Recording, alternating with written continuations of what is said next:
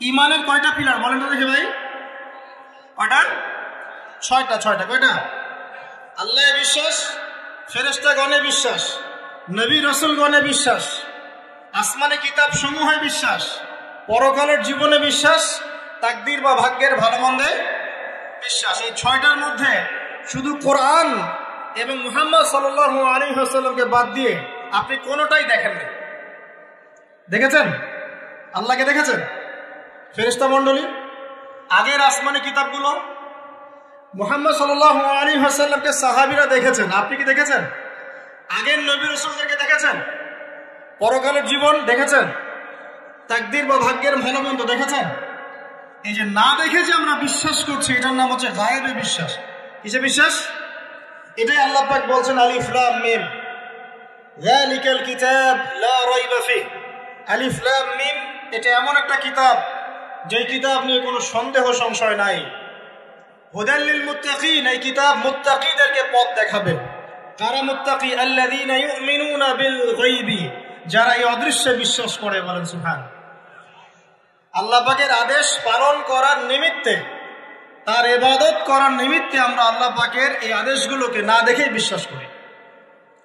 এখন কিছু মানুষ বলতে পারে তাহলে এগুলোর বৈজ্ঞানিক ব্যাখ্যা কি? উত্তর হচ্ছে যে কোরআন এবং হাদিসের সবকিছুকে বৈজ্ঞানিক ব্যাখ্যার মানদণ্ডে উত্তীর্ণ হয়ে আসতে হবে জরুরি না এটা। কারণ বিজ্ঞানের অনুসিদ্ধান্তগুলো সময়ে সময়ে বদলে যায়। আল্লাহ রাব্বুল আলামিনের বিধান কখনো বদলাবে না ইনশাআল্লাহ। কথা কি বুঝতে পারছেন? আর আল্লাহ রাব্বুল আলামিন আমাদেরকে অসীম জ্ঞান দিয়ে সৃষ্টি করেন নাই, ক্ষুদ্র জ্ঞান দিয়ে সৃষ্টি করেছে। আমরা আমাদের ক্ষুদ্র জ্ঞানে এতটুকু প্রমাণ করতে পারবো না। ভালো করে বোঝেন, আমরা আমাদের ক্ষুদ্র জ্ঞানে এতটুকু প্রমাণ করতে পারবো না যে আগামীকাল আপনার সাথে কি ঘটবে। বলতে পারবেন? কেউ পারবে? যে মানুষ তার সাথে আগামীকাল কি ঘটবে সেটাই বলতে পারছে না, সেই মানুষ কি আল্লাহ রাব্বুল আলামিনের এই মহাবিশ্বের অসীম জ্ঞানের অতল তলে ডুব দিতে পারবে? আমি বলছিলাম ইমানের 6 পিলার কি আপনি চোখে দেখেছেন? তারপরে বিশ্বাস করি কিনা ভাই? আচ্ছা, এখন আমরা এই জায়গায় ছিলাম যে আল্লাহ পাকের জ্ঞানটা অসীম। আল্লাহ পাকের জ্ঞান কি ভাই? আমি অসীমের একটা উদাহরণ দিয়ে বোঝাচ্ছি। মনে করেন এখানে আমরা যারা উপস্থিত আছি, আমরা সবাই জান্নাতে চলে গেলাম, মনে করেন, আল্লাহ কবুল করুন। জান্নাতে যাওয়ার পরে কি সময় শেষ হয়ে যাবে? না, সময় আরো চলতে থাকবে। আচ্ছা, জান্নাতে যাওয়ার পরে 1 কোটি, 2 কোটি, 5 কোটি, 10 কোটি, 100 কোটি বছর পর এই জান্নাতীরা কি করবে, কি খাবে, কোথায় ঘুরবে, কোথায় ফিরবে, আল্লাহ রাব্বুল আলামিন এখনই সেটা জানেন। আলহামদুলিল্লাহ, বলেন আল্লাহু আকবার। আল্লাহকে চিনি একটু, আল্লাহ পাক এখনই সেটা জানেন, এই মুহূর্তে জানেন। যদি এখানে কোনো ভাই থাকেন, ফর এক্সাম্পল অমুক ভাইয়ের নাম আব্দুল্লাহ, এই ভাই মনে করেন জান্নাতে যাবেন ইনশাআল্লাহ, কথার কথা বলছে, কথার কথা। এখন তিনি জান্নাতে যাওয়ার 100 কোটি বছর পরে কোন হুরের সাথে কোথায় ঘুরে বেড়াবেন আল্লাহ পাক এখনই যা জানেন। আল্লাহ পাককে চিনতে শেখুন। আবার আমাদের মধ্যে আল্লাহ না করুক কেউ যদি জাহান্নামে যায়, সে ব্যক্তি জাহান্নামে যাওয়ার কোটি কোটি বছর পর কি আযাব ভোগ করবে আল্লাহ পাক এখনই এই মুহূর্তে সেটা জানেন। এবং আগেও জানতেন। আল্লাহ পাকের কোনো শুরু নাই, আল্লাহ পাকের কোনো শেষ নাই। আল্লাহ পাকের কোনো শুরু নাই, আল্লাহ পাকের কোনো শেষ নাই। এমন নয় যে আল্লাহ পাক আমাদেরকে সৃষ্টি করে সৃষ্টিকর্তা হয়েছেন, রিজিক দাতা হয়েছেন, পালন কর্তা হয়েছেন, এমন নয়।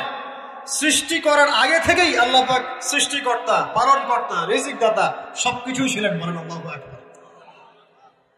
আল্লাহ পাক একজন, তার কোনো শরীক নাই। আল্লাহ রাব্বুল আলামিনের জ্ঞান অসীম। এটার উদাহরণ হাদিসে দেওয়া হয়েছে এভাবে যে মুসা এবং খিদির আলাইহিস সালাম নৌকায় সফর করছেন, একটা পাখি এসে নদী থেকে 1 ফোঁটা পানি খেয়ে চলে গেল। তখন খিদির আলাইহিস সালাম বলছেন, হে মুসা, এই পাখিটা নদী থেকে যতটুকু পানি পান করতে পেরেছে, এই পানিটুকু হচ্ছে পুরো পৃথিবীর সমস্ত মাখলুকের জ্ঞান। আর এই পুরো নদীতে যত পানি আছে, এই সাগরে যত পানি আছে, এগুলো হলো আল্লাহ রাব্বুল আলামিনের জ্ঞান। আমি কি বুঝাতে পারছি ভাই? এখন সেই আল্লাহ রাব্বুল আলামিন যখন কোনো বিষয়কে সত্য বলবেন, সেটা সত্য কিনা? আল্লাহ পাক এখন বলছেন আমি জিন আর মানব জাতিকে শুধু আমার ইবাদত করার জন্য সৃষ্টি করেছি। তার মানে জিন সত্য কিনা? আচ্ছা, একটু বলে দেই, মানুষের মধ্যে যেমন ভালো মন্দ আছে, জিন জাতির মধ্যেও কি আছে? ভালো মন্দ আছে। দুষ্ট জিন মানুষের ক্ষতি করার চেষ্টা করে। কি করে ভাই? এবং দিন দিন কিন্তু এর প্রভাবটা বাড়ছে। তো এখান থেকে বাঁচার জন্য কিছু প্রোটেকশন আগে বলে দেই, তারপর সামনে যাই। প্রত্যেক দিন সকালে এবং সন্ধ্যায় 3 বার করে সূরা ইখলাস পড়বেন। কুল হুয়াল্লাহু আহাদ, আল্লাহুস সামাদ, লাম ইয়ালিদ ওয়া লাম ইউলাদ ওয়া লাম ইয়াকুল লাহু কুফুয়ান আহাদ। সকালে সন্ধ্যায় কয়বার? 3 বার। আর 3 বার পড়বেন সূরা ফালাক, কুল আউযু বিরাব্বিল ফালাক, এই সূরা। আর 3 বার পড়বেন সূরা নাস, কুল আউযু বিরাব্বিন নাস, এটা। প্রত্যেক ফরজ নামাজের পর একবার করে পড়বেন আয়াতুল কুরসি। আয়াতুল কুরসি কোন সূরা আছে? কত নাম্বার আয়াত? মাশাআল্লাহ, 255। আল্লাহু লা ইলাহা ইল্লা হুয়াল হাইয়ুল কাইয়্যুম, এখান থেকে শেষ পর্যন্ত। আর কি করবেন? রাতের বেলা ঘুমানোর সময় পড়বেন সূরাতুল বাকারা, এর শেষের 2টা বা 3টা আয়াত। লিল্লাহি মা ফিস সামাওয়াতি ওয়া মা ফিল আরদ, এখান থেকে ফানসুরনা আলাল কওমিল কাফিরিন পর্যন্ত। নবী সাল্লাল্লাহু আলাইহি ওয়াসাল্লাম বলেছেন, রাতের বেলা কেউ যদি সূরা বাকারার শেষের এই 2টা 3টা আয়াত পড়ে ঘুমায়, সারা রাত আপনি যদি ইবাদতে থাকতেন যে নেকি পেতেন, এটা পড়ে ঘুমানোর ফলে সেই নেকি পাবেন ইনশাআল্লাহ। এখন বলেন দেখি, কতজনের সূরা বাকারার শেষের 3টা আয়াত মুখস্থ আছে? মাশাআল্লাহ। এখন বলেন আমাকে, আল কোরআনের আলো ঘরে ঘরে কি জ্বলবে? বলেন। শোনেন, আমার কথা রাগ করেন না। আমরা তো সবাই চাই যে আল্লাহর কোরআন আল্লাহর জমিনে প্রতিষ্ঠা লাভ করুক, চাই কি না? তাহলে সবার আগে নিজের মধ্যে কোরআন কায়েম করতে হবে। কোথায়? আগে নিজের উপর কোরআন কায়েম করুন, নিজের উপর সুন্নাহ কায়েম করুন, নিজের উপর দিন কায়েম করুন, ইনশাআল্লাহ দিন ঘরে ঘরে পৌঁছে যাবে। প্রত্যেক ঘরের মানুষ এই নিয়াত করতে পারি কি ইনশাআল্লাহ যে আমরা সবাই কোরআন পড়া শিখবো ইনশাআল্লাহ। কোরআনের বাছাই করা কিছু আয়াত অন্তত মুখস্থ করবো ইনশাআল্লাহ। পুরা কোরআন তোমাদেরকে মুখস্থ করতে বলছি না, হয়তো অনেকে পারবে না, যারা পেরেছে তারা সৌভাগ্যবান, আলহামদুলিল্লাহ। কমপক্ষে সূরা বাকারার শেষের 3টা আয়াত পারবো না ভাই? আয়াতুল কুরসি পারবো না?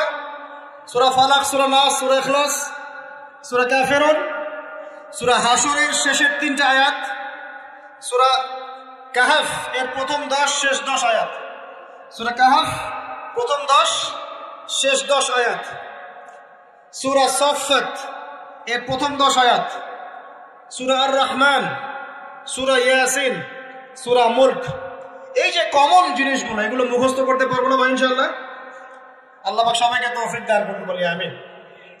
আর এখন যারা বিয়ে শাদী করেন নাই, নিয়াত করেন যে আপনাদের ঘরে যে সন্তান আসবে, আচ্ছা সন্তানের আগে বউয়ে আসে নাকি?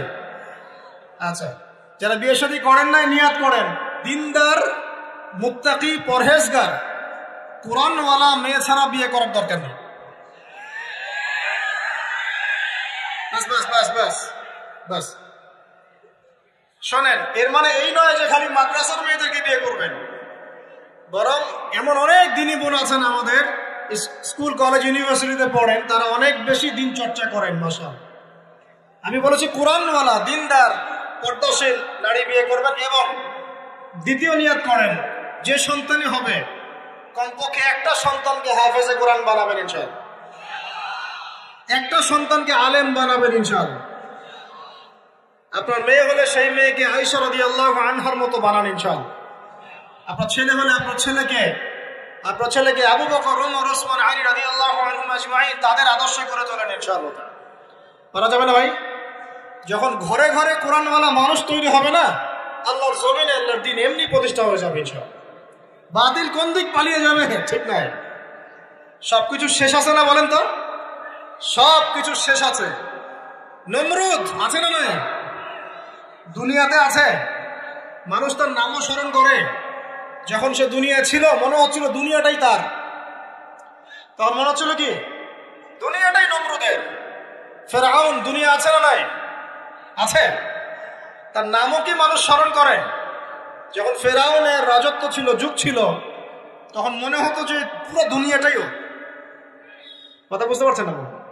এরকম প্রত্যেক যুগে যুগে। আজ জাতির নাম শুনেছেন? আজ জাতি এই তাল গাছের সমান লম্বা চওড়া ছিল এক একজন। বিশ্বাস করছেন না? তাল গাছের সমান লম্বা চওড়া ছিল এবং পাহাড় কেটে কেটে তারা বাড়িঘর নির্মাণ করত। তাদের কাছে আল্লাহ পাক নবী হিসেবে পাঠিয়েছিলেন হুদ আলাইহিস সালামকে। কোন নবী? সূরা হুদ পড়ে দেখবেন। আপনি যদি কবিতা, সাহিত্য, ছন্দ এগুলো পছন্দ করেন তাহলে সূরা হুদ আপনার জন্য। সুবহানাল্লাহ। আপনি যদি কবিতা, সাহিত্য, ছন্দ, বালাগাত পছন্দ করেন, সূরা আর রহমান আপনার জন্য, সূরা হুদ আপনার জন্য, সূরা শুআরা এগুলো আপনার জন্য। এত চমৎকার কাব্যিক বিন্যাস আছে, কবিতার ছন্দে ছন্দে উপন্যাস ব্যাখ্যা করা হয়েছে বলে। সুবহানাল্লাহ। মানুষ তো কোরআনকে মূল্যায়ন করে না। আমি লাস্ট জুমার খুতবার একটা লেকচারে বলেছিলাম, সূরা ইউসুফ, এই যে এখন সারা বিশ্বে অর্থনীতি নিয়ে যে কত কথা হচ্ছে, অর্থনৈতিক সংকট, এইটা সেটা বলা হচ্ছে না, সবার ঘরে ঘরে এগুলো আলোচনা হয় তো, মাশাআল্লাহ। আপনি বিশ্বাস করেন সূরা ইউসুফের মাত্র 4টা আয়াতের মধ্যে আল্লাহ পাক এই পুরো বিশ্বের অর্থনৈতিক সমস্যার সমাধান দিয়ে দিয়েছেন। বলে দিব কি সমাধান? পরে বলছি। আগে আপনাদের এই পয়েন্টটা শেষ করি। ঘরে ঘরে কোরআনওয়ালা মানুষ তৈরি হবে তো ইনশাআল্লাহ। আল্লাহ কবুল করুন, বলি আমিন। কোরআনের এই বিশেষ সূরাগুলো মুখস্থ করতে পারবো তো ইনশাআল্লাহ ভাই? এগুলো নিয়মিত চর্চা করলে আপনাকে দুষ্ট জিন, জাদু, বদনজর এগুলো গ্রাস করবে না ইনশাআল্লাহ। আরেকটা বইয়ের নাম বলে দেই, বই কিনবেন। আমি যে প্রত্যেকটা লেকচারে একটা একটা করে 2টা করে বইয়ের নাম বলি, বইগুলো কিনবেন আল্লাহর রাস্তায়। আজকে শুধু একটা বইয়ের নাম বলবো না, আজকে আমি এমন একজন রাইটারের নাম বলে দিব যে রাইটারের সবগুলো বই বাসায় কিনবেন আপনারা ইনশাআল্লাহ। যদি আপনি এই রাইটারের, এই আলেমের সবগুলো বই বাসায় রাখতে পারেন এবং চর্চা করতে পারেন, ইনশাআল্লাহ আপনি সিরাতুল মুস্তাকিমেই থাকবেন ইনশাআল্লাহ। আমি আপনার জিম্মেদার হচ্ছি ইনশাআল্লাহ। যদি আপনি পথভ্রষ্ট না হয়ে যান, এই বইগুলো যত চমৎকার করে গাইডলাইন দেয়া আছে, আপনি ইনশাআল্লাহ সঠিক পথে থাকবেন। নামটা বলে দেব? সবার প্রিয় আলেম, পুরো বিশ্বের, শুধু বাংলাদেশের নয়, অন্যতম একজন প্রিয় আলেম, বিদগ্ধ আলেমে দ্বীন আল্লামা মুফতি তকি উসমানী দামাত বারাকাতুহু। নাম শুনেছেন? এই নামটা শুনেছেন? আচ্ছা, তার অনেক বই আছে, প্রায় 200, 300, 400। সবগুলা বই বাসায় কিনবেন ইনশাআল্লাহ। ইবাদত নিয়ে বই আছে, মুআমালাত নিয়ে বই আছে, তাসাউফ নিয়ে বই আছে, জিকির নিয়ে বই আছে, অর্থনীতি নিয়ে বই আছে, ওয়ার্ল্ড অ্যাফেয়ার্স নিয়ে বই আছে, প্রতিটা সাবজেক্ট ধরে ধরে বই আছে। কোথায় পাবেন? এই তো অনলাইনে অনেক বুকশপ আছে না, এগুলোতে পাবেন। বাংলা বাজারে ঢাকায় পাবেন। এগুলো অনুবাদ হয়ে গেছে আলহামদুলিল্লাহ। এবং বাংলাদেশে অনেক স্টুডেন্ট আছে তার হাতে গড়া। তাদের ইলম, তাদের আমল, তাদের আখলাক দেখলে পরকালকে চেনা যায়। মাশাআল্লাহ। বই কিনতে পারবেন তো একটু ইনশাআল্লাহ? আরে ভাই, ইউনিভার্সিটির ক্যান্টিনে বসলেই তো 100 টাকা শেষ হয় আপনার। আর ক্যান্টিনে যদি বোরখাওয়ালা কাউকে নিয়ে বসেন তাহলে তো শেষ। এখন সহি প্রেম করে মানুষ। এক ভাই প্রশ্ন করেছে সেদিন, কালকেই, যে সে দিনের পথে ফিরে এসেছে কিন্তু তার গার্লফ্রেন্ডকে ভুলতে পারে না। তো বলছে, ভাই তাকে দাওয়াত দেওয়ার খাতিরে হলেও কি ফোনে কথা বলা যাবে? কি উত্তর দিব বলেন? আপনি পবিত্র হতে যাচ্ছেন কিনা? পবিত্র হতে চাচ্ছেন, পবিত্র পথে আসতে চাচ্ছেন, তাহলে অপবিত্র পথে আবার কেন ফিরে যাবেন? এগুলো কি হালাল না হারাম? আল্লাহ পাক বলেছেন, লা তাকরাবু জিনা, জিনার ধারের কাছেও যেও না, ধারের কাছেও যেও না। দেখেন, এই একই কথা আল্লাহ পাক আদম এবং হাওয়া আলাইহিস সালামকে এইরকম শব্দে বলেছিলেন, ওয়ালা তাকরাবা হাযিহি শাজারা, তোমরা এই গাছের ফল খেও না এমন নয়, তোমরা এই গাছের কাছেও যেও না। আমার কথা কি বুঝতে পারছেন? এই বাস অতিক্রম করে এসো না এমন নয়, এই বাসের কাছেও বসবা না। বুঝতে পারছেন কথা? একইভাবে আল্লাহ বলছেন, ওয়ালা তাকরাবু জিনা, তোমরা জিনা করো না এমন নয়, জিনার কাছেও। ফিজিক্যাল রিলেশন তো অনেক দূরের কথা, হারাম। আপনি ফোনেও কথা বলবেন না, আল্লাহ পাক তৌফিক দান করেন। আপনি যদি পবিত্র থাকতে পারেন ইনশাআল্লাহ তাআলা, আল্লাহ পাক আপনাকে আপনার উপযুক্ত পাত্রী দিবেন ইনশাআল্লাহ। আর যদি আপনি পবিত্র থাকতে না পারেন, এমন হতে পারে হয়তো আপনি পবিত্র কাউকে পান নাই, হতে পারে কিনা? আচ্ছা প্রিয় ভাইয়েরা, বইটা কিনবেন, বইটার নাম, দোয়ার বইটার নাম হলো হিসনুল মুসলিম। কি নাম? হিসনুল মুসলিম। যদি কিনতে না পারেন ওই যে প্লে স্টোরে ঢোকেন, প্লে স্টোরে ঢুকে দেখবেন যে একটা অ্যাপস আছে হিসনুল মুসলিম। এখানে যতগুলো দোয়া আছে সবগুলো দোয়া আগামী 1 বছরের মধ্যে মুখস্থ করবেন। রাজি আছেন কিনা? আর এখানে সকাল সন্ধ্যায় পড়ার জন্য কিছু দোয়া আছে, সকাল সন্ধ্যায় পড়ার। এই দোয়াগুলো আল্লাহর রাস্তায় মুখস্থ করবেন, পারবেন ইনশাআল্লাহ? আল্লাহ তৌফিক দান করবেন। আমি আর একটা আমল বলে দিব, তারপর সামনে যাব। সেটা হলো 5 ওয়াক্ত নামাজ তো পড়েন মাশাআল্লাহ, নাকি? কারা কারা নামাজ 5 ওয়াক্ত পড়েন হাত তুলেন দেখি। আলহামদুলিল্লাহ, মাশাআল্লাহ, হাত নামান। আর যারা নামাজ পড়েন না তাদেরকে আমি একটা হাদিস শোনাবো, একটা হাদিস শুনবেন। নবী সাল্লাল্লাহু আলাইহি ওয়াসাল্লাম বলেছেন, قال النبي صلى الله عليه وسلم بين العبد وبين الكفر والشرك ترك الصلاة। আল্লাহ পাকের বান্দা আর একজন কাফের মুশরিকের মধ্যে পার্থক্যই হচ্ছে নামাজ। আল্লাহ পাকের বান্দা মানে মুমিন মুসলিম এবং একজন কাফের মুশরিকের মধ্যে পার্থক্য কি? মান তারাকা সালাতান মুতাআম্মিদান ফাকাদ বারিয়াত মিন যিম্মাতিল্লাহ। কেউ যদি ইচ্ছাকৃতভাবে তার উপর ফরজ নামাজকে ছেড়ে দেয়, সে যেন আল্লাহ পাকের জিম্মেদারি থেকে মুক্ত হয়ে গেল। অন্য হাদিসে আছে মান তারাকা সালাতান মুতাআম্মিদান ফাকাদ কাফার। কেউ যদি ইচ্ছা করে নামাজ ছেড়ে দেয়, সে ব্যক্তি কুফরি করলো। বলি নাউজুবিল্লাহ। আমরা কি কুফরি করতে চাই নাকি ভাই? নামাজের কথা বলেছি, 5 ওয়াক্ত নামাজ কারা কারা পড়েন না হাত তুলেন এবার। আচ্ছা, লজ্জার কিছু নাই। এখন আমার সাথে তওবা করেন, আমার সাথে তওবা করেন, বলেন আস্তাগফিরুল্লাহ আল্লাযী লা ইলাহা ইল্লা হুয়াল হাইয়ুল কাইয়্যুম ওয়া আতুবু ইলাইহি। আল্লাহর কাছে সাক্ষী রেখে বলেন, আল্লাহ আমি জীবনে যত রাকাত নামাজ ছেড়ে দিয়েছি এর জন্য আমাকে মাফ করে দাও। ইনশাআল্লাহ আগামী জীবনে আমি বিনা ওজরে 1 ওয়াক্ত নামাজও বাদ দিব না ইনশাআল্লাহ। রাজি আছেন ইনশাআল্লাহ?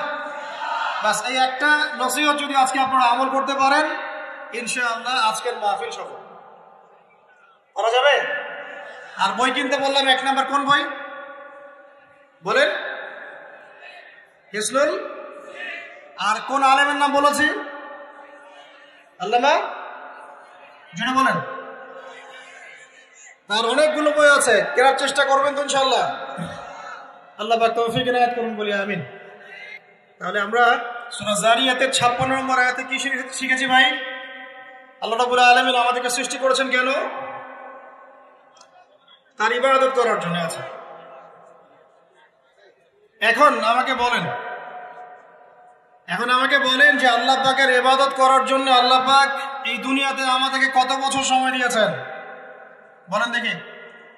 সর্বোচ্চ কত হবে?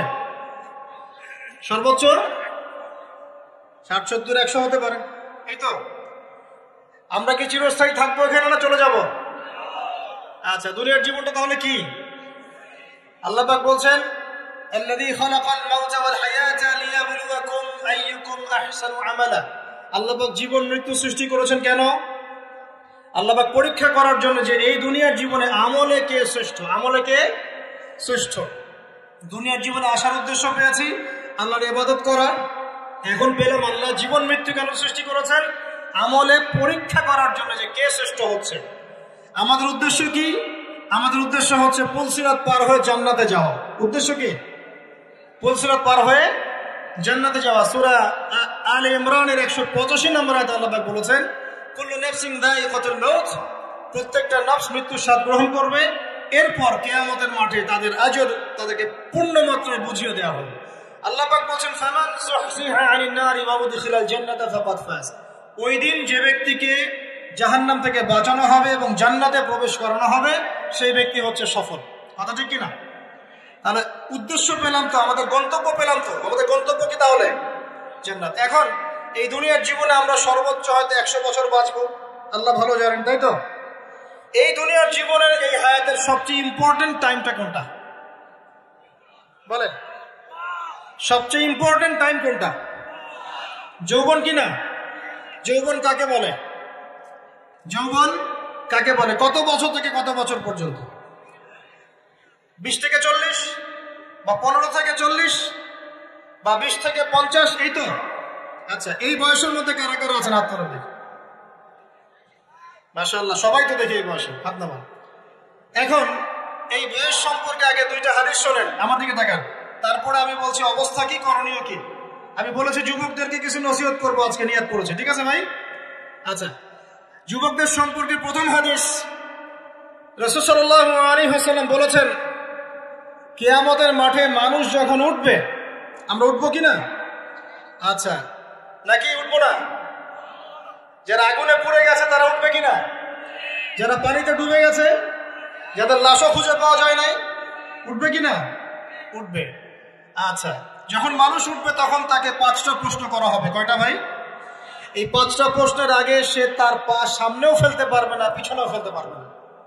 আমরা কি একটু চিন্তা করতে পারছি কত ভয়ঙ্কর হবে বিষয়টা? এই সামান্য গরমে আমাদের অবস্থা খারাপ, সূর্য সেদিন সামনে নিচে, আর মানুষ উঠে দাঁড়িয়ে আছে, তাদেরকে 5টা প্রশ্ন করা হবে। যতক্ষণ পর্যন্ত প্রশ্নের উত্তর দিতে পারছে না, সামনেও যেতে পারবে না, পিছনেও আসতে পারবে না, পা নড়াতে পারবে না। 1, তোমার পুরো জীবনটা তুমি কোন কাজে ব্যয় করেছো?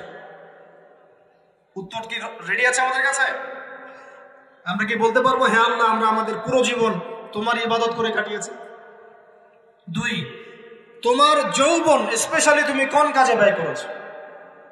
তোমার যৌবন তুমি স্পেশালি কোন কাজে ব্যয় করেছো? যুবকরা কি উত্তর দেওয়ার জন্য প্রস্তুত আছে যে আমাদের যৌবন আমরা আল্লাহর পথে কাটিয়েছি? সবাই কি বলতে পারবো? 3 নাম্বার, তোমার রিজিকের উৎস কি ছিল? কোন পথে সম্পদ অর্জন করেছো? 4 নাম্বার, কোন পথে সম্পদ ব্যয় করেছো? কোন কোন খাতে সম্পদ ব্যয় করেছো? আমরা কি আমাদের আয় এবং ব্যয়ের হিসাব দেওয়ার জন্য প্রস্তুত? 5, তোমাকে আমি যে জ্ঞান দিয়েছিলাম সেই জ্ঞান অনুযায়ী আমল করেছো কিনা? আল্লাহ পাক আমাকে আপনাদের সবাইকে তৌফিক দান করুন, জানা অনুযায়ী আমল করার তৌফিক দান করুন। এই 5টা প্রশ্নের মধ্যে যৌবনকাল ইম্পর্টেন্ট কিনা ভাই? গুরুত্বপূর্ণ কিনা? মাথায় রাখি। সামনে একটা হাদিস শুনেন, রাসূল সাল্লাল্লাহু আলাইহি ওয়াসাল্লাম বলছেন, কে এই কিয়ামতের মাঠেই 7 শ্রেণীর মানুষকে আল্লাহ পাক বিশেষ মেহমানদারির ব্যবস্থা করবেন, আরশের ছায়ায় ছায়া দিবেন ইনশাআল্লাহ। কোথায় ছায়া দিবেন? ওই দিন এই ছায়া ছাড়া অন্য কোনো ছায়া থাকবে না। নবী সাল্লাল্লাহু আলাইহি ওয়াসাল্লাম বলছেন, তার মধ্যে প্রথম শ্রেণী হচ্ছে ইমামুল আদিল, ন্যায়পরায়ণ শাসক। ন্যায়পরায়ণ, আচ্ছা, ন্যায়পরায়ণ শাসকের একটা এক্সাম্পল দেই। মক্কার জাহেলি যুগে সাহাবীরা ঈমান নিয়ে এসেছেন, বাস তাদের উপর নির্মম নির্যাতন শুরু হয়ে গেছে, আবু জাহেল, আবু লাহাব, উতবা, শায়বা। তখন সাহাবীরা আল্লাহ রাসূলের কাছে এসে বলছেন, ইয়া রাসূলুল্লাহ, আপনি একটু বদদুয়া করেন, তাদের উপর বদদুয়া করেন, আমরা তো আর পারছি না। নবী সাল্লাল্লাহু আলাইহি ওয়াসাল্লাম বললেন, তোমরা মক্কা থেকে হিজরত করে হাবাসায় চলে যাও। কোথায়? হাবাসা। হাবাসা মানে হচ্ছে আবিসিনিয়া। আবিসিনিয়া মানে এখনকার ইথিওপিয়া, ইরিত্রিয়া। নাম শুনেছেন কি? বিশেষ কোচিং তো করছেন অনেকে। আফ্রিকা মহাদেশের একটা ছোট্ট দেশ ইরিত্রিয়া, ওখানে চলে যাও। তখন বলেছিলেন তিনি হাবাসায় চলে যাও। সাহাবীরা জিজ্ঞাসা করছেন, হাবাসায় কেন? নবী সাল্লাল্লাহু আলাইহি ওয়াসাল্লাম বলেছেন, সেখানে একজন খ্রিস্টান ন্যায়পরায়ণ শাসক আছেন, যার রাজ্যে কেউ জুলুমের শিকার হয় না। কি বললাম বলেন তো? হাবাসা কে আছেন? একজন মুসলিম না খ্রিস্টান? খ্রিস্টান ন্যায়পরায়ণ শাসক আছেন, যার রাজ্যে কেউ জুলুমের শিকার, মুসলমান নন এমন একজন শাসকের প্রশংসা করে আমাদের নবীজি বললেন, তার রাজ্যে কেউ জুলুমের শিকার হয়।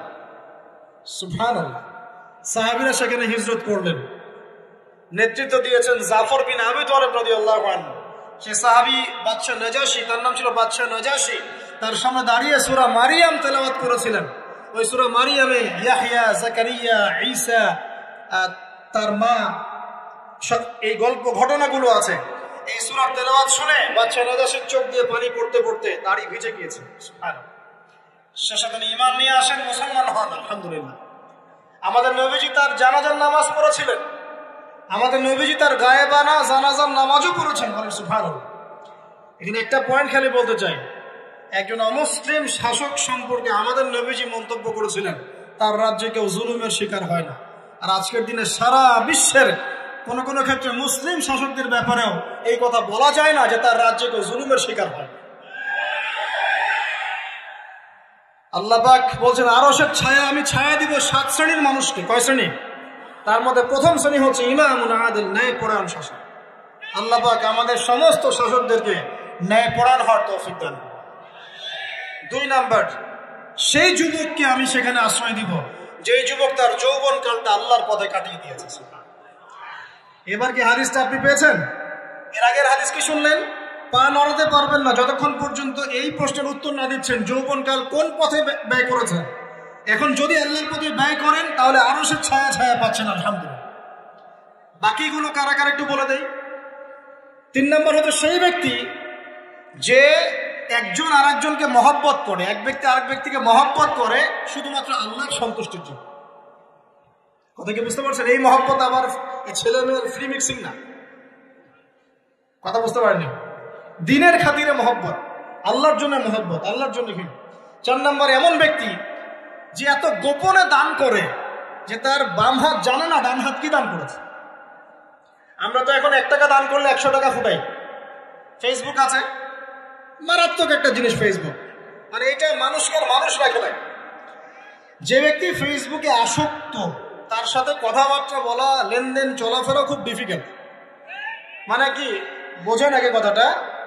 কেন ডিফিকাল্ট? কারণ সে এত বেশি আসক্ত এখানে যে পান থেকে চুন খসলে সে আপনাকে পাবলিকলি ধুয়ে রেখে দিবে। কিছু হইলে আপনাকে ফেসবুকে টেনে নিয়ে আসবে। ভাই ফেসবুকে সবাইকে বলবো উনি আমার সাথে এই কাজ করছে। আপনি বলারও টাইম পাবেন না যে আপনি নির্দোষ। তো খুব মুশকিল না এগুলা। আল্লাহ মাফ করুক আমাদেরকে। এমন ভাবে দান করে যে বাম হাত জানে না ডান হাত কি দান করছে। 5 নম্বর এমন ব্যক্তি যে এইটা যুবক, এটাও যুবক, যাকে কোনো সুন্দরী নারী আহ্বান করছে জিনার জন্য। সুন্দরী উচ্চ বংশের নারী যে আসো আমার সাথে জিনা করো। ওই যে ইউসুফ আলাইহিস সালামের মতো, মনে আছে? ইউসুফ আলাইহিস সালামের ঘটনা মনে আছে? আচ্ছা, কিন্তু সেই যুবক বলে, সেই ব্যক্তি বলে ইন্নী আখাফুল্লাহ, আমি আল্লাহকে ভয় করি, আমি তোমার সাথে খারাপ কাজ করতে পারবো। এরকম ছেলে এবং এরকম মেয়ে এখন সমাজে খুঁজে পাওয়া যায় হাতে গোনা, হাতে গোনা। আপনি অনলাইন ঘাটাঘাটি করেন, গুগল করেন, ক্রস চেক করেন, দেখবেন বাংলাদেশের 25 বছরের কম বয়সী ছেলে আর মেয়েদের জেনার হার কত আপনি বের করে দেখেন।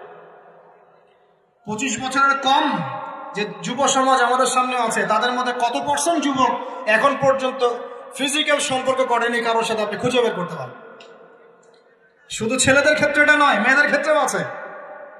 এই যে অনার্স লাইফ পার করার আগেই বহু মেয়ে সতীত্ব নষ্ট করে ফেলছে, বহু ছেলে সতীত্ব নষ্ট করে ফেলছে। কথাগুলো কি রাগ করছেন? আমি আপনাদের ভাই এবং আমি আপনাদেরকে মহব্বত করি। আমরা জেনার পথে যাব না, আমরা হালাল সম্পর্ক থাকবো ইনশাআল্লাহ। যখন আপনি জেনায় চলে যাবেন আপনার কলব থেকে আল্লাহ নূর নষ্ট হয়ে যাবে।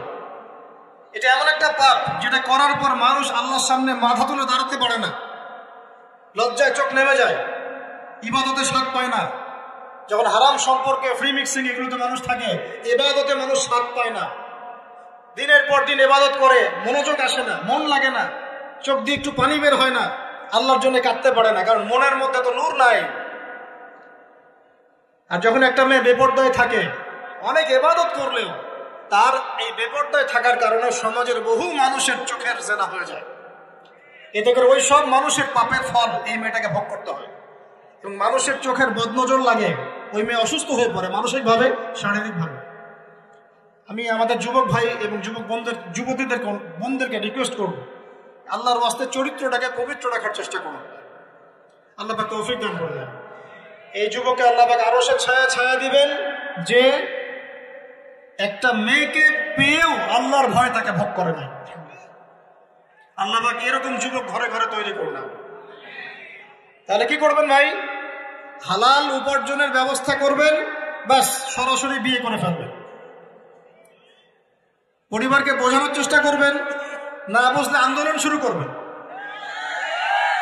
যে আমি জেনা করতে চাই না, আমি বিয়ে করতে চাই, বিয়ে আমার দেওয়ানি লাগবো, এরকম ব্যাস। তারপর দেখবেন বাপ মা কেমন করে বিয়ে না দেয়। আল্লাহ সাহায্য করবে ইনশাআল্লাহ। আল্লাহ আমাদের যুবক ভাইদেরকে চরিত্র হেফাজত করার স্বার্থে বিয়েকে সহজ করে দেন। আবার কাউরে নিয়ে পালায় যায় না, ওই কাজ করতে যায় না কিন্তু আবার, ঠিক আছে? কারণ এভাবে কোর্টে গিয়েও যদি একটা মেয়ে বিয়ে করে, এই বিয়ের জায়েজ না জায়েজ নিয়ে অনেক কথা আছে। অতএব এইসব ঝুঁকির মধ্যে যাবেন না, বাসায় বোঝানোর চেষ্টা করবেন। আর এক শ্রেণীর ব্যক্তি আছে যাদেরকে আল্লাহ পাক আরশের ছায়া ছায়া দিবেন। তারা কারা? যারা গোপনে আল্লাহকে স্মরণ করে কাঁদতে পারে। বলি সুবহানাল্লাহ। এখন এই দুটো হাদিসের মধ্যে যুবকদের অবস্থান কি পেয়েছেন? আচ্ছা, আরেকটা শোনাই এবার। নবী সাল্লাল্লাহু আলাইহি ওয়াসাল্লাম বলেছেন, 5টা জিনিস আসার আগেই 5টা বিষয়কে মূল্যায়ন করো। 1, তোমার বার্ধক্য আসার আগেই তোমার যৌবনকে মূল্যায়ন করো। যৌবনের গুরুত্ব পেলেন তো এবার? তোমার মৌত আসার আগেই তোমার জীবনকে মূল্যায়ন করো। অসচ্ছলতা আসার আগেই সচ্ছলতাকে মূল্যায়ন করো। অসুস্থতা আসার আগেই সুস্থতাকে মূল্যায়ন করো। এবং এই যে কথাটা বললাম যে তোমার বার্ধক্য আসার আগেই যৌবনকালটাকে মূল্যায়ন করো। এই হাদিসগুলোর মধ্যে আমরা সংক্ষিপ্ত পরিসরে যৌবনকালের গুরুত্ব পাচ্ছি কিনা ভাই? এখন এই যৌবনকালটা আমাদের কাটানো উচিত আল্লাহ পাকের ইবাদতের মধ্য দিয়ে। এই যৌবনকালটা আমাদের কাটানো উচিত কয়েকটা বিষয়ের মধ্য দিয়ে। তার মধ্যে আমি 10টা পয়েন্ট আপনাকে বলবো। কয়টা ভাই? 10টা। 1, এই যৌবনকালে সবার আগে আমাদের কর্তব্য হচ্ছে দ্বীনের ইলম অর্জন করা। কি করা ভাই? দ্বীনের ইলম অর্জন বলতে আমি কি বোঝাচ্ছি? দ্বীনি ইলম অর্জন বলতে আপনাকে আমি বোঝাচ্ছি যে কমপক্ষে কোরআনটুকু তেলাওয়াত করতে শিখুন, হাদিসগুলো পড়তে শিখুন, ইসলামী বইপত্র পড়াশোনা করুন, পাশাপাশি জেনারেল সাবজেক্টগুলো পড়াশোনা করুন। এদিকে আপনি এগিয়ে যান, এদিকে এগিয়ে যান, দুই দিকে আগাতে থাকেন। এর পাশাপাশি বরেণ্য ওলামায়ে কেরামদের সহপথে থাকার চেষ্টা করেন। যারা রিনাউন্ড এবং বরেণ্য ওলামায়ে কেরাম, তাদের সহপথে থাকার চেষ্টা করেন। ইলম অর্জনের অনেক ধাপ আছে। শুরু করেন কোরআন তেলাওয়াত দিয়ে, তারপরে আস্তে আস্তে হাদিসে যান, কোরআনের তাফসিরে যান, ইতিহাস পড়েন, ইসলামের ইতিহাস পড়েন, ইসলামিক অর্থনীতি পড়েন, রাসূলের জীবনী সিরাত পড়ে দেখেন, ইসলামিক ফিকহের বইগুলো পড়ে দেখেন। আস্তে আস্তে গ্র্যাজুয়ালি আপনি সামনে যান। এই সিলেবাসটা আপনি কোত্থেকে পাবেন? এই সিলেবাসটা দেখবেন প্রত্যেক জেলায় জেলায় বরেণ্য কওমি ওলামায়ে কেরাম আছেন না, তাদের সাথে পরামর্শ করবেন, আপনাকে সুন্দর সিলেবাস করে দেবে ইনশাআল্লাহ। এইভাবে আপনি পড়াশোনা করবেন এবং ওস্তাদের সাথে থেকে পড়াশোনা করবেন। একা একা সবকিছু করা যায়? একা একা সবকিছু করা যায় না। একটা সিলসিলা লাগে, একটা ওস্তাদের সহবত লাগে নাকি? একা একা কি কোরআন সুন্নাহ সব বুঝে ফেলতে পারবেন আপনি? তাই মনে হয়? কখনোই না। অতএব বরেণ্য আলেমদের সহবত লাগবে, আবার আপনার চেষ্টাও লাগবে। আল্লাহ পাক তৌফিক দান করুন। এই যৌবনকালের প্রথম কাজ কি ভাই? ইলম অর্জন করা। 2 নম্বর, এই যৌবনকালে আমরা যে পরিমাণ ফিজিক্যালি ফিট থাকি, শরীরে শক্তি থাকে, উদ্যম থাকে, আমাদের বয়সটা 40-50 হয়ে গেলে সেটা থাকবে না। থাকবে? অতএব এই যৌবনকালে বেশি বেশি ইবাদত করতে থাকেন। আল্লাহ পাক তৌফিক দান। এই যৌবনকালে 5 ওয়াক্ত নামাজ তো পড়বেনই, এর পাশাপাশি নফল নামাজগুলো পড়ার চেষ্টা করবেন। এর পাশাপাশি আপনি চেষ্টা করবেন তাহাজ্জুদের ওয়াক্তে একটু নামাজ পড়ার জন্য, কমপক্ষে 2 রাকাত, কমপক্ষে 2 রাকাত, অ্যাটলিস্ট 2 রাকাত নামাজ তাহাজ্জুদের সময় পড়ার চেষ্টা করি। আল্লাহ আমাকে তৌফিক দেখ, আপনাদের সবাইকে তৌফিক দান করুন। ওই সময় আপনি যে দোয়াই করবেন আল্লাহর কাছে কবুল হবে ইনশাআল্লাহ। যে দোয়াই করবেন আল্লাহ কবুল করবেন ইনশাআল্লাহ। যদি আপনার রিজিকটা কি হয়? হালাল হয়। হারাম রিজিক দিয়ে ইবাদত কবুল হয়? হারাম রিজিকের দোয়া কবুল হয়? কবুল হয় না। 3 নম্বর, এই যৌবনকালে আমরা রাসূলের সুন্নতের উপর বেশি আমল করবো ইনশাআল্লাহ। পারা যাবে ইনশাআল্লাহ? তার নিয়ত করতে পারি যে ইনশাআল্লাহ চেহারাগুলো পরিবর্তন হবে। চেহারা পরিবর্তন মানে কি? হ্যাঁ, রাখা যাবে না? এখনো গজায় নাই। প্রত্যেক সপ্তাহে আপনাকে নবীর সুন্নতের উপর এরকম করে কুরবানি এবং জবাই করতে কে বলেছে? নবী সাল্লাল্লাহু আলাইহি ওয়াসাল্লামের সুন্নতকে জবাই করাটা কি ভালো কাজ? হ্যাঁ বলেন তো। আমরা তো এমন অনেক নাপিত ভাইদেরকে চিনি যারা এই ধরনের বক্তব্যগুলো শুনে আলহামদুলিল্লাহ জীবন পরিবর্তন করেছেন। তার দোকানে লিখে দিয়েছেন এখানে চুল কাটা হয়, দাড়ি শেভ করা হয় না। খুশি হন নাই? মুসলিমদের কথা বলছি, অমুসলিমদেরকে নিয়ে আমাদের চিন্তা নাই তো? চিন্তা আছে? একটা কথা মনে রাখবেন, একটু কথাটা মনের কান দিয়ে শোনেন। দাড়ি হচ্ছে একমাত্র ভিজিবল সুন্নত। দাড়ি হচ্ছে একমাত্র ভিজিবল সুন্নত। ভিজিবল মানে কি? যা দেখা যায়। দাড়ি একমাত্র ভিজিবল সুন্নত, দৃশ্যমান সুন্নত, যেটা নিয়ে আপনি আমি কবরে যাবো ইনশাআল্লাহ। আর কোন সাইন দেখে বোঝার বুদ্ধি নাই এই ব্যক্তি কত বড় মুসলিম, কত বড় সুন্নতের পাবন ছিল। খালি কপালের সেজদার দাগ আর চেহারার দাড়ি বাকি থাকবে। কথা বুঝতে পারছেন ভাই? নিয়ত করা যায় একটু দাড়ি ছেড়ে দিব, নাকি দাড়ি রাখলে চাকরি পাবেন না? দাড়ি রাখলে মেয়ে দিবে না নাকি? তো যে মেয়ে দাড়ি রাখলে বিয়ে করতে চায় না তাকে বিয়ে করারও দরকার নেই। আর দাড়ি রাখলে যে চাকরি আপনাকে ছাড়তে হয় ওই চাকরিও করার দরকার নেই। চাকরির মধ্যে সব রিজিক আপনার মনে হয়? রিজিকের সবচেয়ে বড় অংশ আছে কিসের মধ্যে? বিজনেসের মধ্যে। যারা বিজনেস করে তাদের আন্ডারেই লক্ষ লক্ষ মানুষ চাকরি করে। বাংলাদেশে যে ইকোনমিক সিস্টেম, এই ইকোনমিক সিস্টেমের মূলে কারা জানেন? ব্যবসায়ীরা। কারা? বড় বড় ব্যবসায়ীরা। এমন অনেক ব্যবসায়ী আছেন যাদের একজনের যাকাতের টাকা দিয়ে একটা গ্রামের মানুষকে খাওয়ানো যায়। বিশ্বাস করছেন? ইকোনমিক তো আমার সাবজেক্ট, আমরা পড়েছি, পড়াশোনা করেন, দেখেন। বিজনেস, এরপরে আছে ক্রিয়েটিভ কোনো প্রজেক্ট, এমন কোনো প্রজেক্ট যেটা এখন পর্যন্ত কেউ লঞ্চ করে নাই। এখন অনলাইনে অনেকে আয় করেন না, আজকে থেকে 20 বছর আগে মানুষ এটা করেছিল। এখন অনেক মানুষ বাহির থেকে পড়াশোনা করে দেশে এসে এই যে ডেইরি প্রজেক্ট করছে, পোল্ট্রি করছে, নতুন নতুন অনেক প্রজেক্ট করছে না? কৃষিভিত্তিক অনেক কাজ করছে। তারা কি সচ্ছল না? আমি একজন ভাইয়ের কথা জানি, যিনি আলহামদুলিল্লাহ আল্লাহর এই অধম বান্দার ওয়াজ শুনে সুদের চাকরি ছেড়ে দিয়েছিলেন। চাকরি ছেড়ে দিয়ে তিনি চায়ের বিজনেস শুরু করেন, চায়ের বিজনেস।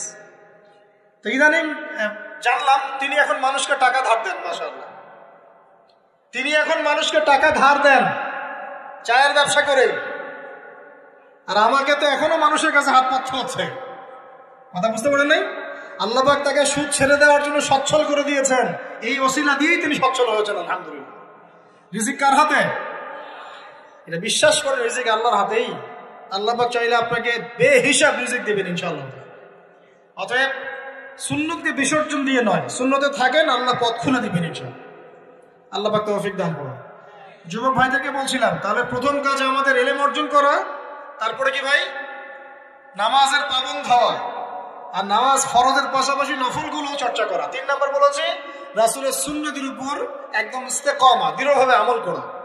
আর সুন্নত শিখতে হলেই তো 3 দিনের জন্য বেরিয়ে যান, 7 দিনের জন্য, 40 দিনের জন্য বেরিয়ে যান। সুন্নত শিখিয়ে আপনাকে বাসায় পাঠিয়ে দিবেন। পড়াবে না? অনেক মানুষ মনে করে যে তাদের ওখানে গেলে আমার আকীদা নষ্ট হয়ে যাবে, হ্যাঁ, তাই না? তারা বিভ্রান্ত। হ্যাঁ, নাউযুবিল্লাহ। স্বপ্নে পাওয়া ধর্ম, অনেকে টিটকারি মানে স্বপ্নে পাওয়া ধর্ম। এইসব ব্যঙ্গের ছাতার মতো আদর্শের দিকে মুখ ফিরাবেন না। মাকবুল জামা, যেগুলো মাকবুল জামা, ক্লাসিক্যাল ইসলামের মধ্যে থাকেন, আপনি বিভ্রান্ত হবেন না। তারা আপনাকে কখনো খারাপ কাজে আদেশ করেছে? কত চোর ডাকাত মদখোর মানুষ সেখানে গিয়ে 5 ওয়াক্ত নামাজি হয়ে গেছে, সুদের ব্যবসা ছেড়ে দিয়েছে, মাদক ছেড়ে দিয়েছে, আল্লাহর ওলি হয়ে গেছে আলহামদুলিল্লাহ।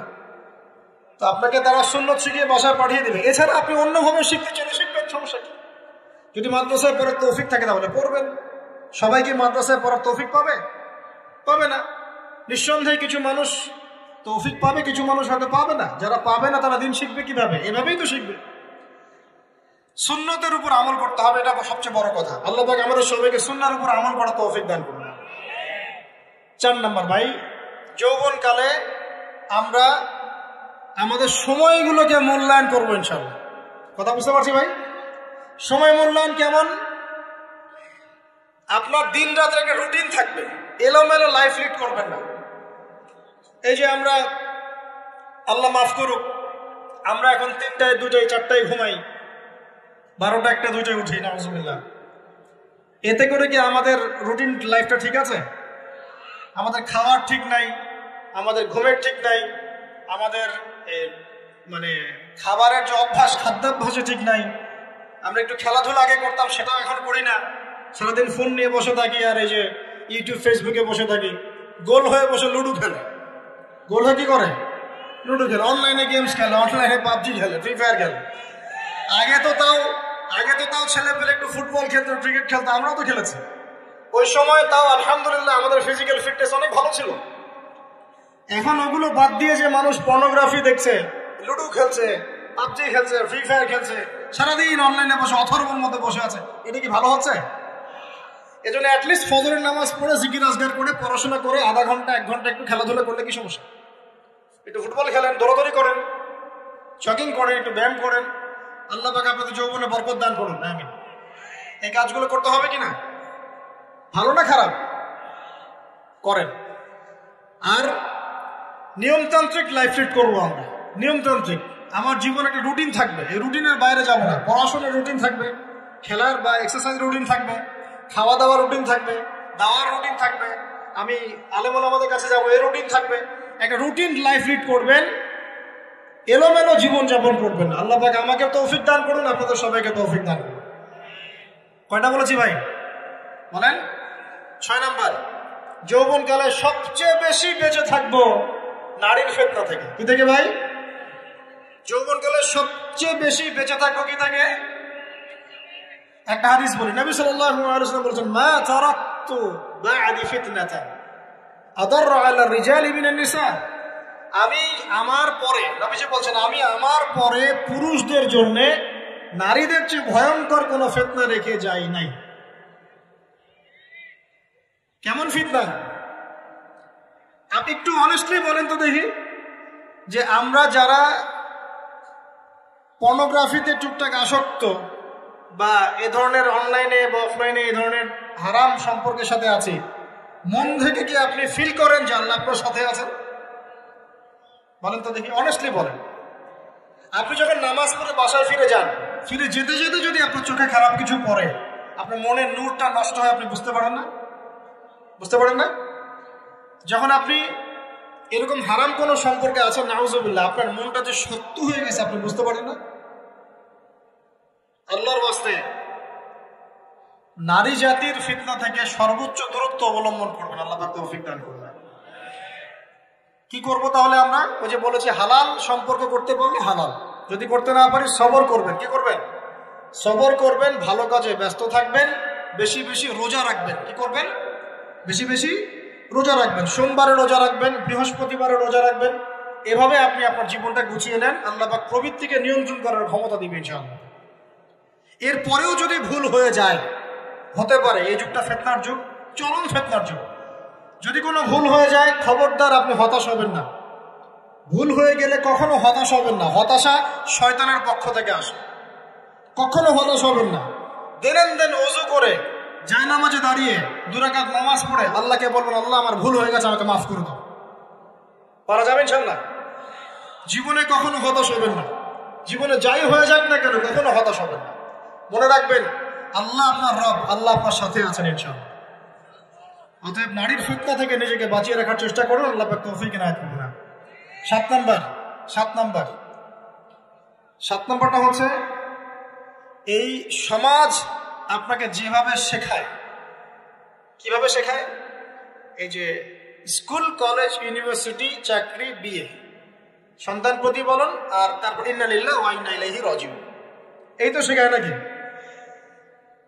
সবসময় মনে রাখবেন যে আল্লাহ রাব্বুল আলামিনের পরিকল্পনাই আপনার উপরে সবচেয়ে বেশি অগ্রাধিকার যোগ্য, সমাজের পরিকল্পনা নয়। পরিবার আপনাকে চাপ দিচ্ছে, চাকরি পাস না, পড়াশোনা করিস না, পড়াশোনায় কেন তুই 80 নাম্বার পাইলি না, কেন চান্স পেলি না, কবে চাকরি পাবি, কবে আমাদেরকে দেখবি, খাওয়াবি, পড়াবি, এই যে চাপগুলো চারপাশ থেকে আসে কিনা? অনেক যুবক দেখা যায় মাদকাসক্ত হয়ে, অনেকে দেখা যায় আত্মহত্যা করছে, ইদানিং করছে কিনা ভাই? এই শব্দটা থেকে আমি পয়েন্টটা আজকে লিখেছিলাম যে ভুলেও আল্লাহর প্রতি বিশ্বাস এবং তাওয়াক্কুল হারাবেন না। সমাজ যেভাবে শেখায়, সমাজ চারপাশে যে চাপ আপনাকে দিচ্ছে, এই চাপে নিজে গা ভাসিয়ে দিবেন না। আপনি আল্লাহর কাছে দোয়া করবেন, আল্লাহর কাছে পথ চেয়ে নেবেন এবং আল্লাহর প্রতি তাওয়াক্কুল ভরসা করবেন। কখনো আত্মহত্যার পথ বেছে নেবেন। কি হয়েছে? 80 নাম্বার পান নাই তো কি হয়েছে? আপনি চেষ্টা করেছেন কিন্তু চান্স পান নাই তো কি হয়েছে? চেষ্টা তো করেছেন আপনি। আপনি চেষ্টা করেছেন ইউনিভার্সিটিতে চান্সের জন্য, আপনি চান্স পাই না, চেষ্টা করেছেন না আপনি? বাস, চেষ্টা করেছেন, পাই নাই, তাকদিরে ছিল পাই নাই, বাস। আমি আমার চেষ্টা করেছি। কখনোই আত্মহত্যার পথ বেছে নেবেন না। আর আমরা পিতা মাতাদেরকে রিকোয়েস্ট করব, কোনো অবস্থাতেই সন্তানকে এত বেশি চাপ দিবেন না যে সন্তানটার এই কোমরটাই ভেঙে চলবে। এই সমস্যাগুলো দিন দিন বাড়ছে সমাজের মধ্যে। কেন এত চাপ দিচ্ছেন? তার প্রতিভা কোথায় খুঁজে বের করুন। তাকে জোর করে কেন টেনে লম্বা করার চেষ্টা করছেন? আমাদের সমাজে বাচ্চা হয়ে গেলেই তার পিঠে একটা সিল মেরে দেয়, হয় ডাক্তার না হলে ইঞ্জিনিয়ার। কেন? এর বাইরে কোনো প্রফেশন নাই। আমার সন্তানকে হয় ঢাকা বিশ্ববিদ্যালয়ে চান্স পেতে হবে, না হলে বুয়েটে, না হলে এখানে। এর বাইরে আর কোথাও পড়ারই জায়গা নাই। আর এখানে পড়লেই আমার সে ছেলে না আমার মেয়ে একদম সবচেয়ে বড় জ্ঞানী হবে, অন্য কোনোভাবে হবে না, এটা গ্যারান্টি দেওয়া আছে? যারা সভ্যতা বিনির্মাণ করেছেন তারা কয়জন বড় বড় ডিগ্রি সার্টিফিকেট পেয়েছেন খুঁজে বের করে দেখেন। দেখেন, খুঁজে বের করে। আমরা ফিলোসফির মধ্যে যে ফিলোসফারদের হিস্ট্রি পড়েছিলাম তাদের মধ্যে বেশিরভাগই দেখা যায় স্কুলেও যায় নাই, কলেজেও যায়। আছে না এমন? আছে। আমি বলছি না আপনারা যাবেন না, আমি বলছি জ্ঞানের মানদণ্ড এটাই নয় যে আমার সার্টিফিকেট অর্জিত হয়েছে। সার্টিফিকেটটাই জ্ঞানের মানদণ্ড নয় তো। হ্যাঁ, প্রতিযোগিতার একটা জগৎ আছে, আমাকে সে জগৎ উতরাতে হবে। আপনি চেষ্টা করবেন, যদি না হয় তাকদীরে ছিল, হয় নাই, বাস হয়। আমাকে আল্লাহ পাঠিয়েছেন তার ইবাদত করার জন্য, এখানে আত্মহত্যা করার জন্য আল্লাহ আমাকে পাঠান না। আমার জীবন যদি দিতেই হয় তাহলে আল্লাহর জন্য দিব ইনশাআল্লাহ। ঠিক আছে কথা? বাস, দুনিয়ার জন্য নয়। আল্লাহ পাক বোঝার তৌফিক দান করুন। কটা বললাম? 7টা না 8টা? 7টা। 8 নাম্বার। 8 নাম্বারটা ইম্পর্টেন্ট এবং এটা আপনাদের জন্য মজাদার। সেটা হলো 8 নাম্বারটা বেশি ইম্পর্টেন্ট। এটা হচ্ছে দিনের পথে চলার ক্ষেত্রে আপনি অনেক রকম মতবাদ পাবেন সামনে। কেউ বলবে আমারটা সঠিক, কেউ বলবে না ওরটা নয়, আমারটা সঠিক, কেউ বলবে না আমার দলটা সঠিক, কেউ বলবে না ওর সংগঠন সঠিক। এগুলো আপনার কান ভারী করে ফেলবে একদম। তখন মনে হবে যে আগেই ভালো ছিলাম রে ভাই, নামাজ পড়তাম না। এখন নামাজ পড়া শুরু করে দেখলাম যে আরে হাতটা বাঁধবো কথা, এটাই তো ফিক্স করতে পারতেছে না। কারণ আমার কিছু তো অভিজ্ঞতা আছে ভাই, নাকি ভাই? ওর আলোকে একটা কথা বল, সেটা হলো সমাজে কিছু ইখতিলাফি মাসআলা আছে, এই মাসআলাগুলো কানেও ঢুকাবেন না। আপনি ইবাদতের মধ্য দিয়ে আল্লাহকে পাওয়ার চেষ্টা করুন। এবং চিরায়ত একটা ইসলাম আমরা ফলো করছি না? এই ইসলামের মধ্যে এমন কিছু নাই যেটা আপনাকে জাহান্নামে নিয়ে যাবে, এমন কিছু নাই। হ্যাঁ, প্রত্যেকটা ঘরানার মধ্যে কিছু বিভ্রান্ত মানুষ থাকতে পারে। এমন কিছু মানুষ এমন আমল করছে যে আমলটা হয়তো কোরআন এবং হাদিসে নাই। এটা তার সমস্যা, কোরআন সুন্নাহর সমস্যা নয়। কথা বুঝতে পারছেন? এটা তার সমস্যা, সেই বেদাতটা করছে, সেই শিরকটা করছে। তার মানে এই নয় যে কোরআন হাদিস আমাকে শিরক শিখিয়েছে, বেদাত শিখিয়েছে।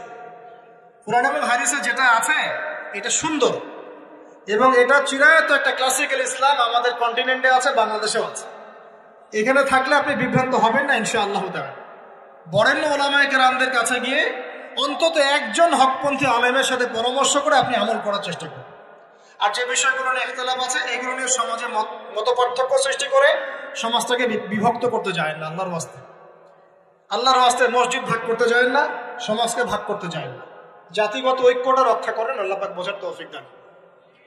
আর যদি মানুষের মধ্যে খারাপ কিছু দেখি, ওই খারাপ কিছু বিষয়টা আমি এড়িয়ে যাবো ইনশাআল্লাহ। আর কোনটা ভালো কোনটা খারাপ আমি বুঝবো কিভাবে? আমি 10 জন আলেমের সাথে পরামর্শ করবো, বাস। আমি এত বড় আলেম নই, তাহলে আমি 10 জন আলেমের সাথে পরামর্শ করবো যে হুজুর এই বিষয়টা চলছে, এটা সম্পর্কে আসলে বিষয়টা কি।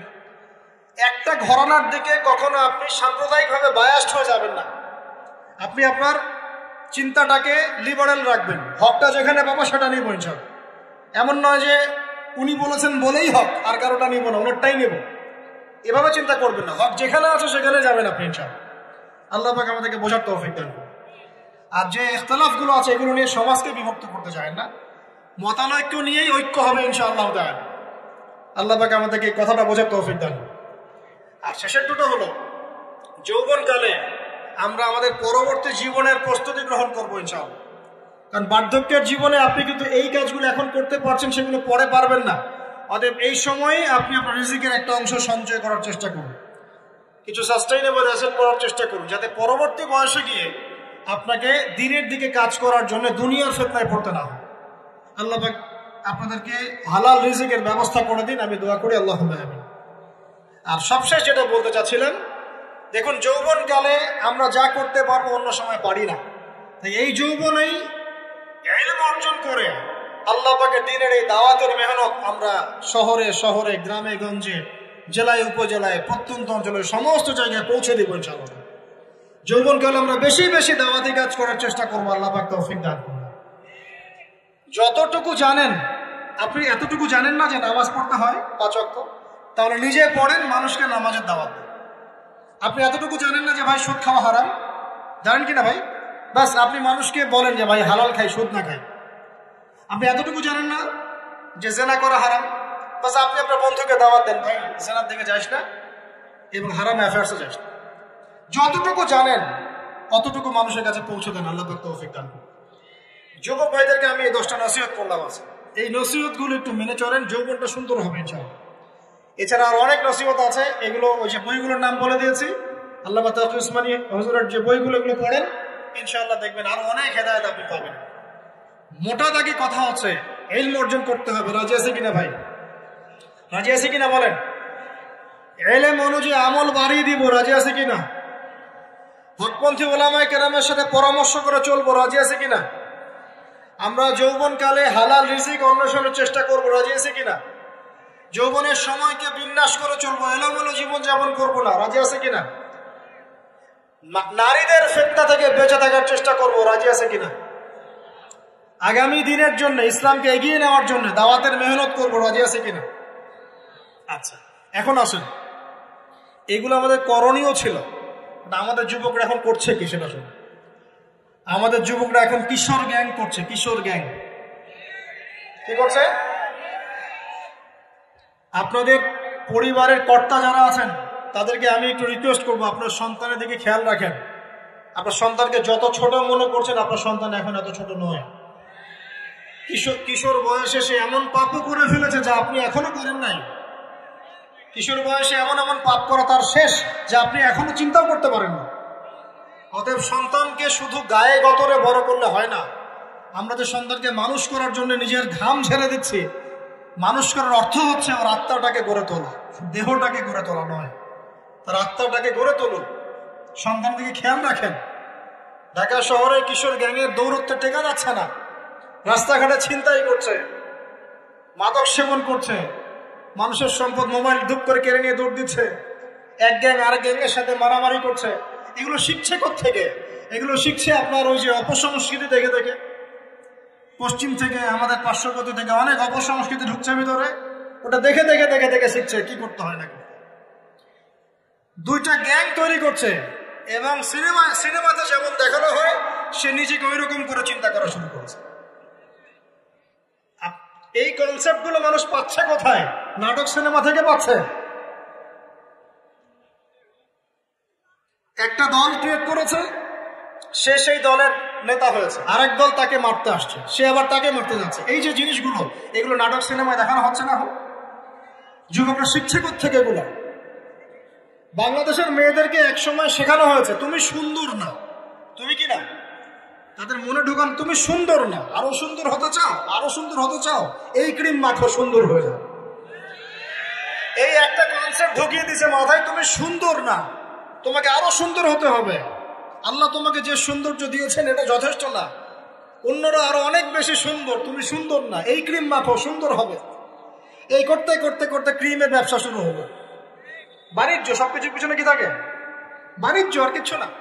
তারপর শুরু হলো যে পার্লার, অমুক ক্রিম, তমুক ক্রিম, অমুক সোলো, এই সেই, বাস মেয়েরা পাগল হয়ে গেল। ব্যাস নতুন নতুন আমরা আমাদের সংস্কৃতি ধারণ করে যে কাপড় চোপড় গুলো পরি, কিছু মানুষ শেখালো এর চেয়ে এই ফ্যাশনটা ভালো, এটা পরো। ব্যাস ঈদে ঈদে নতুন নতুন ফ্যাশন আসা শুরু করলো। আর পাঞ্জাবি পায়জামা পরা তো আমাদের বাপদাদাদেরই সুন্নত, এটা বাঙালিদেরই সুন্নত। সব বাদ দিয়ে এখন আমরা কি শুরু করেছি দেখেন তো।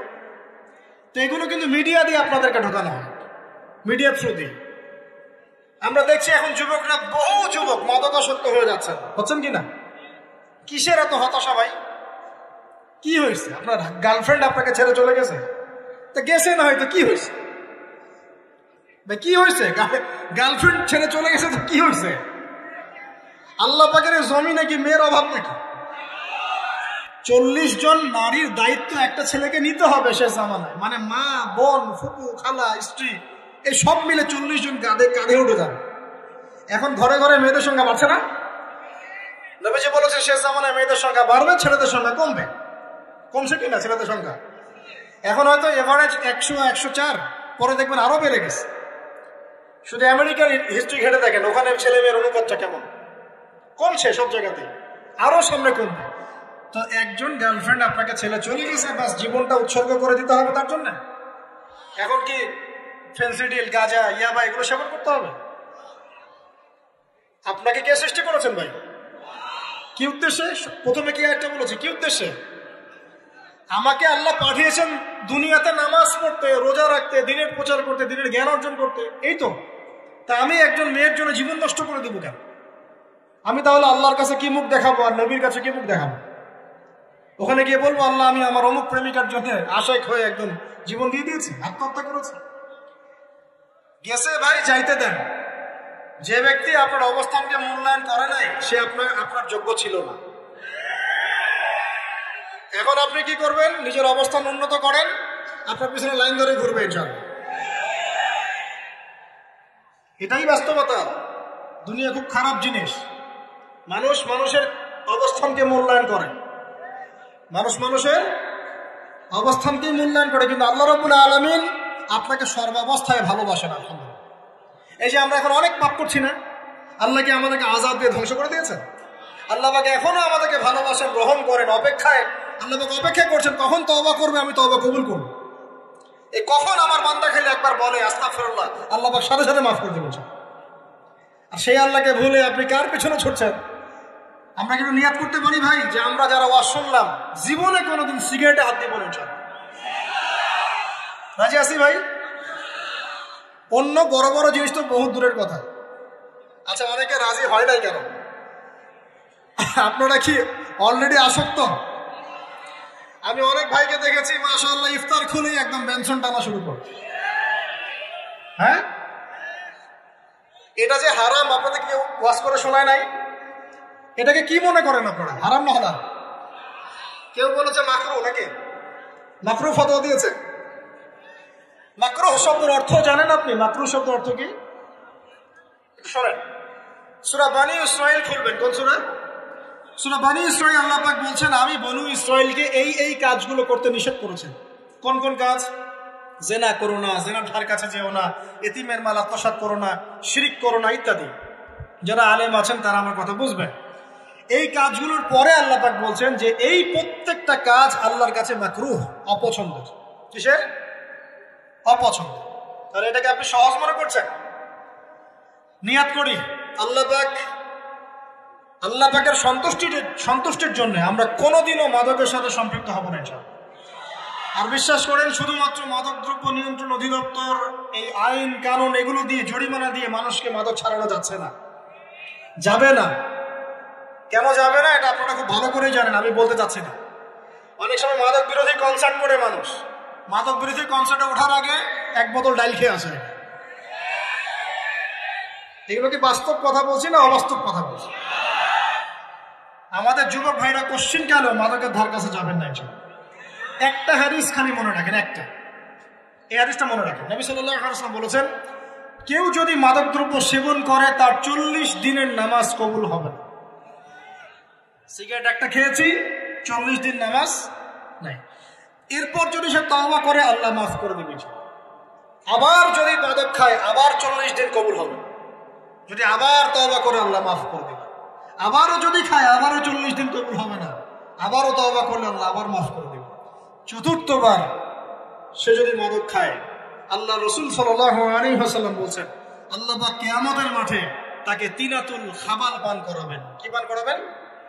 তিনাতুল খাবাল। সাহাবীরা বললেন ইয়া রাসূলুল্লাহ এটা কি? তিনাতুল খাবাল কি?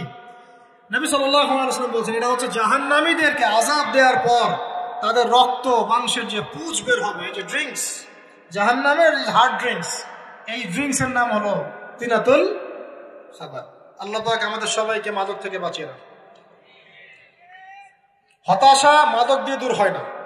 হতাশা দূর হবে, বলে দিব, তিনটা জিনিস, মাত্র তিনটা। কয়টা ভাই? এক, 5 ওয়াক্ত নামাজ। এক কি? নামাজে আপনি ওযু করে সিজদা দেন, ইনশাআল্লাহ আপনার মনে প্রশান্তি না আসলে আমাকে এসে বলেন যে আসে না। চোখের পানি, মনের আবেগ যা আছে আপনার ভিতরে, কষ্ট, দুঃখ, যন্ত্রণা, সব আল্লাহকে ঢেলে দিবেন ইনশাআল্লাহ। নিজের আবেগ ধরে রাখবেন এখানে, আপনি আল্লাহর জন্য ঢেলে দিবেন। মানুষকে আবেগ দেখা কি না?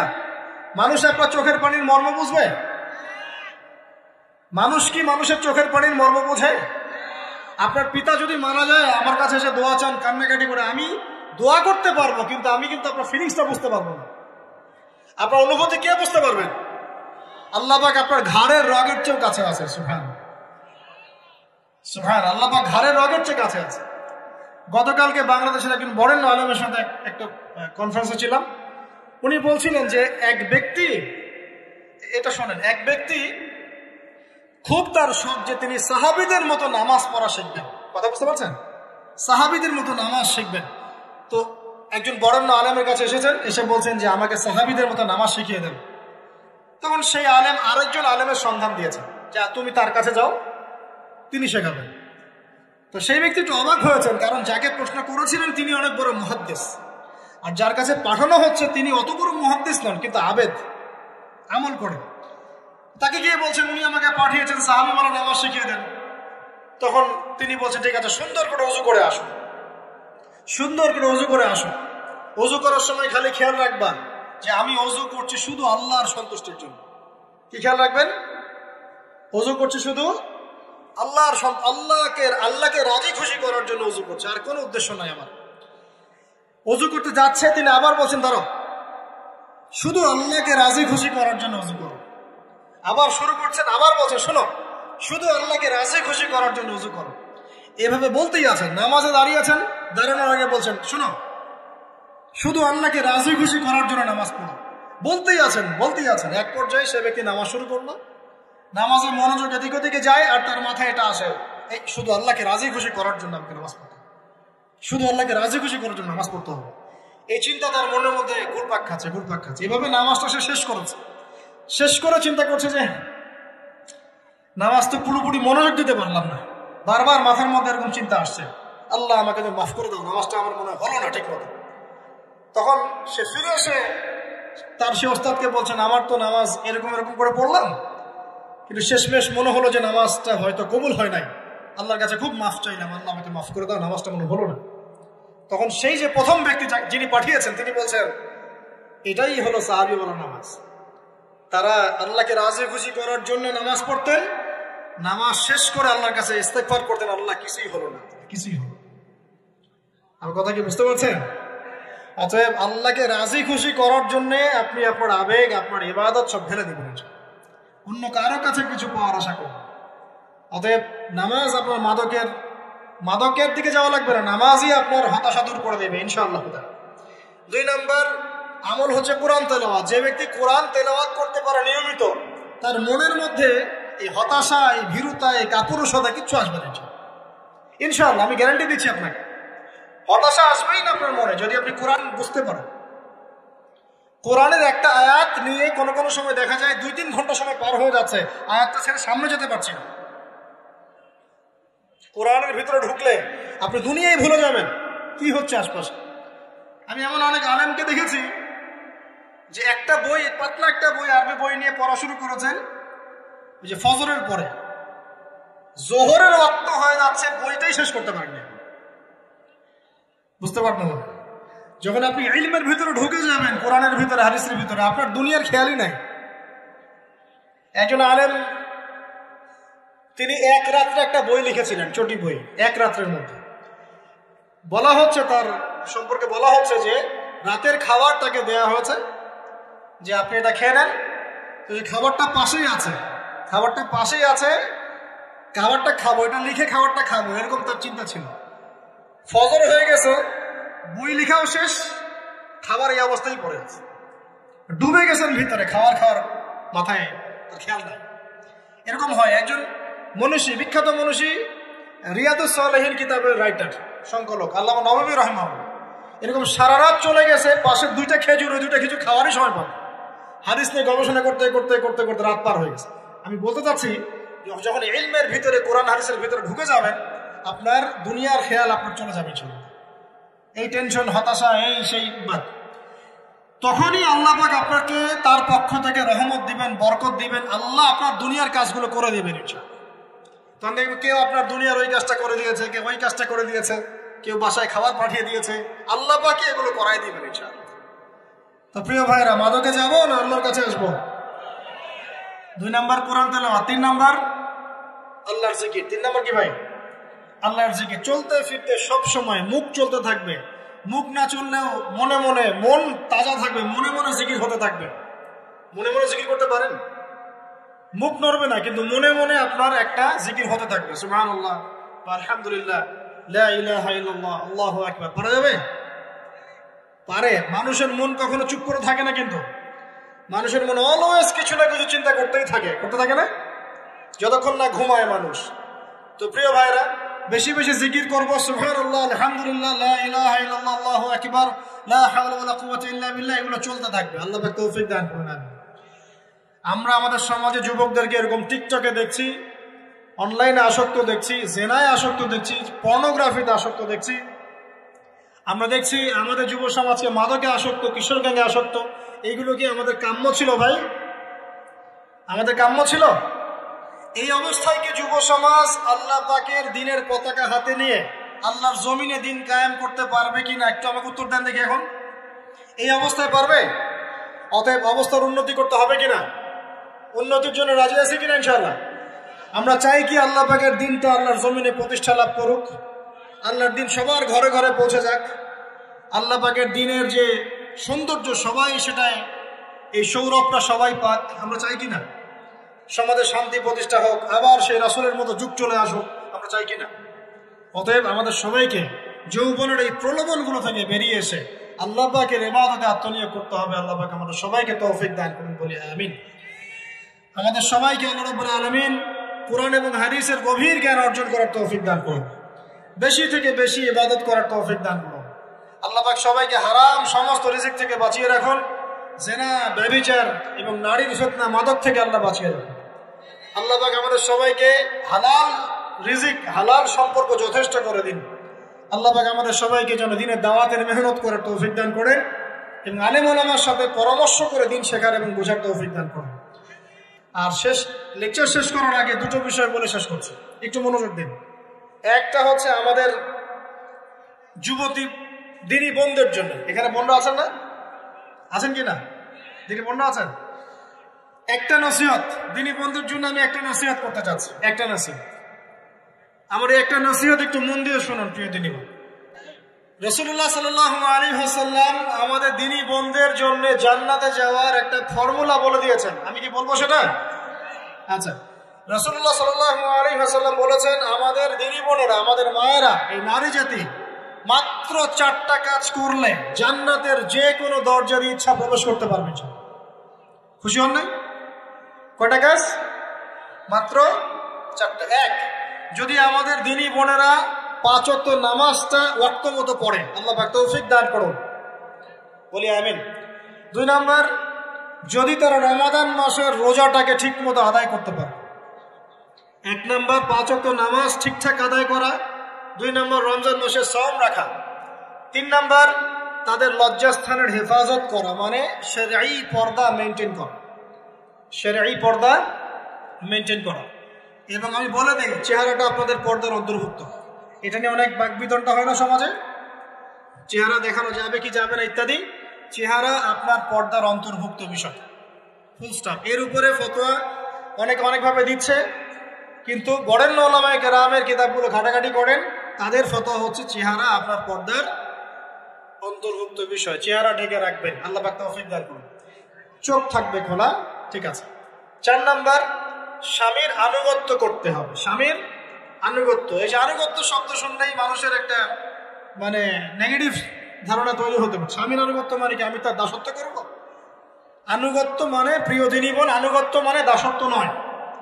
আনুগত্য মানে কোরআন সুন্নাহর যে বিধানগুলো আপনার স্বামী আপনাকে পালন করতে বলবে আপনি সেগুলো করবেন, আপনি করতে বাধ্য। কিন্তু স্বামী যদি কোরআন সুন্নাহর বাইরে কিছু করতে বলে সেটা মানতে আপনি বাধ্য নন। স্বামী যদি আপনাকে বলে যে সুদ খাও, এই সুদী এনজিওতে আসো, নাম লেখাও। স্বামী যদি আপনাকে বলে যে আসো বেপরদায় বাইরে যাই, সাজুগুজু করে বের হও, চলো ঘুরে আসো বেপরদায়। স্বামী যদি বলে দেবরকে একটু খাবারটা দিয়ে আসো, আমার অফিসের কলিগ আসছে, খাবার পরিবেশন করো, আসো ডাইনিংয়ে আসো, এই যে হারাম কাজ বেপরদার আদেশ করছে, সুদের আদেশ করছে, আপনি সেগুলো পালন করবেন। কিন্তু হালাল বৈধ যে কোনো বিষয় আপনি স্বামীর আনুগত্য করবেন, এটা আপনার উপর ফরজ।